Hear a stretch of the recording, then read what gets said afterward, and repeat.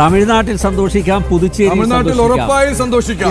അത് NDA ജയിച്ചു എന്നുള്ളതിലല്ല, വീണൊരു കിരാതഭരണം. ഓരോ പ്രോജക്റ്റിനും അഴിമതി പെർസെന്റേജ് വെച്ചിട്ട് എന്നിട്ട് വോട്ട് പിടിക്കാൻ പാവങ്ങളെ പറ്റിക്കാൻ എന്നിട്ട് ഒളിച്ചു പോയി അമ്പലത്തിൽ പോവുക, ആരും കാണാതെ. തീർന്നില്ല, രാഷ്ട്രവിരുദ്ധത വളർത്തുന്നു. ഇവിടെ പിണറായി വിജയനുമായി തോളിൽ കൈയിട്ട് ഇവിടെ കുറെ അഭിനവ ബുദ്ധിജീവികളെ ഒരുമിച്ച് കുറെ മാധ്യമ പ്രവർത്തകർ ചേർന്നിട്ട് കട്ടിംഗ് സൗത്ത്, അതായത് സ്പ്ലിറ്റിംഗ് ഇന്ത്യ എന്നൊക്കെ പറഞ്ഞ് ഇവിടെ മറ്റേ പുതിയ രാജ്യം കെട്ടിപ്പടുക്കാൻ ഒരുങ്ങി പുറപ്പെട്ട അച്ഛനെയും മകനെയുമാണ് തമിഴകം തകർത്തുവിട്ട് പറഞ്ഞു വിടുന്നത്. അത് മാത്രമല്ല പ്രിയപ്പെട്ട പ്രേക്ഷകരെ, ഇനി നമ്മുടെ രാജ്യത്ത് ഒരു കമ്മ്യൂണിസ്റ്റ് മുഖ്യമന്ത്രി ഇല്ല എന്ന കാര്യം കൂടി നമ്മൾ ഓർക്കണം. കമ്മ്യൂണിസത്തോട് കടക്ക് പുറത്ത് എന്ന് ഭാരതം പൂർണ്ണമായി പറയുകയാണ്. കാരണം കേരളം മാത്രമാണ് വിശേഷ കേരളം. ഇനി അവിടെയില്ല. ഇനി ഇപ്പൊ CPM-ന്റെ പോളിറ്റ് ബ്യൂറോ യോഗം നടക്കുമ്പോൾ ദൈവത്തെ ഓർത്ത് മറ്റ് മലയാള മാധ്യമങ്ങൾ ഇനി വെറും PB അംഗങ്ങൾ മാത്രം അവിടെ വരുന്നത്. വലിയൊരു മാറ്റം ഉണ്ടാവും. PB യോഗം ചേരുക ഇനി തിരുവനന്തപുരത്തായിരിക്കും.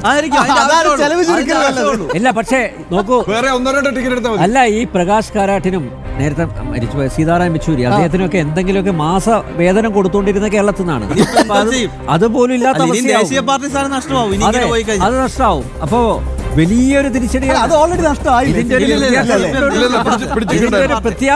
ചില സാങ്കേതികത്വത്തിന്റെ പേരിൽ ഭരണം നഷ്ടപ്പെട്ടു കഴിഞ്ഞാൽ ഇതിന്റെ ഒരു പ്രത്യാഘാതം നമ്മളൊക്കെ ചിന്തിക്കുന്നതിനപ്പുറത്താണ്. മാത്രമല്ല, നേരത്തെ ഒരു ഗുണ്ട, CPM ഗുണ്ട പറഞ്ഞതാണ്, ആ ഓഡിയോ സന്ദേശം പുറത്തു വന്നല്ലേ, കുറെ കാലമായി ഉണ്ടാക്കി വെച്ചിട്ടുണ്ട്, ഉപയോഗിക്കാൻ പറ്റുന്നില്ല, ഇന്ന് പൊട്ടിക്കുന്നുള്ളതാണ്. ഈ ഒരു തിരിച്ചടി ഉണ്ടെങ്കിലേ നോക്കിക്കോ, കണ്ണൂരില് അതുപോലെ പാർട്ടിയുടെ ഏറ്റവും ശക്തി കേന്ദ്രങ്ങളിലായിരിക്കും വീണ്ടും തിരിച്ചു വന്നിരിക്കുന്നു UDF.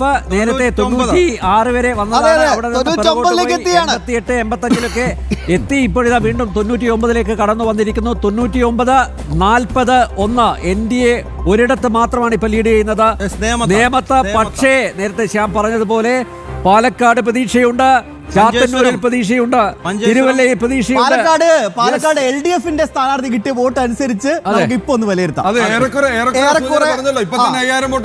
അതെ, അപ്പൊ നമുക്കൊന്ന് വിലയിരുത്താം എങ്ങനെയാണ് അവിടെ.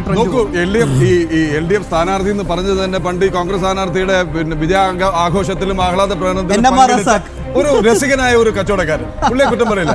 അതെ, നല്ല രസികനായ ഒരു കച്ചവടക്കാരൻ, പുള്ളിക്ക് ഒരു ടൈം പാസ്. 99-41 എന്നതാണ് സ്ക്രീനിൽ. അയ്യോ, KN ബാലഗോപാൽ 89 വോട്ടുകൾക്ക് മാത്രമാണ് ലീഡ് ചെയ്യുന്നത്. എന്ത് സംഭവിക്കാം? ഐഷ പോറ്റി മറിച്ചിടാനുള്ള എല്ലാ സാധ്യതയും ഇപ്പോൾ കാണുന്നുണ്ട്. വെറും 89 വോട്ടുകൾക്ക് മാത്രമാണ് ഇപ്പോൾ KN ബാലഗോപാൽ ഒരേ ഒരു മന്ത്രി മുന്നിട്ട് വെക്കുന്നത്. അതായത് പരമ്പരാഗത ഈ LDF വോട്ടുകൾ CPM അതെല്ലാം ഒലിച്ചുപോയി.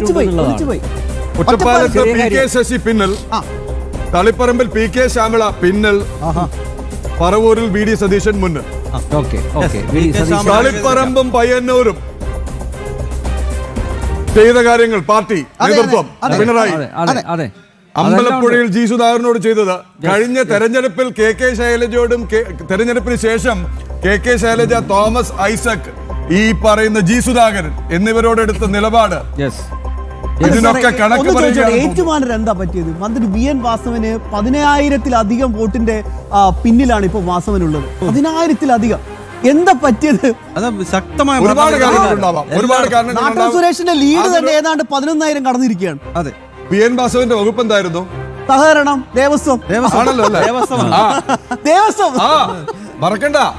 പക്ഷെ പല ചിത്രങ്ങളിലും ഈ വലിയ താടി ഉണ്ടായിരുന്നു. അല്ല, അപ്പൊ എന്റെ ചോദ്യം, സംഘടിത സ്വർണ്ണക്കൊള്ളയിൽ ഏറ്റവും കൂടുതൽ ആരോപണം നേരിട്ട് കടകംപള്ളി, കഴക്കൂട്ടത്തെ സ്ഥിതി എന്താണ്? നേരിയ ലീഡ് മനസ്സിലാക്കുന്നത് കടകംപള്ളിക്കുണ്ട്.